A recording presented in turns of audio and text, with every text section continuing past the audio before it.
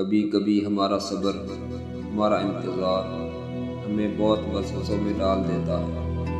ہمیں لگتا ہے کہ ہمارے ارد گرد رہنے والوں کو ان کے حصے کی خوشیاں مل رہی ہیں اور ہم بس صرف تماشائی بن کر اپنی بے بسی کا تماشا دیکھ رہے ہیں۔ شاید ہمارے نصیب میں کوئی خوشی ہی نہیں، لیکن یہ محض ہماری مختصر سی سوچ ہی ہو سکتی ہے، کیونکہ میرے اللہ کی رحمت کا تو کوئی حساب ہی نہیں ہے۔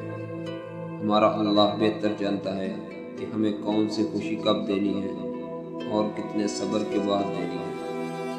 ہم اکثر اپنے اللہ سے پھول مانگ رہے ہوتے ہیں اور وہ ہمیں نہیں دیتا، کیونکہ وہ جانتا ہے یہ پھول ہمارے لیے بہت نقصان دہ ہیں، اور پھر وقت آنے پر وہ ہمیں پھولوں کا گلدستہ عطا کر دیتا ہے۔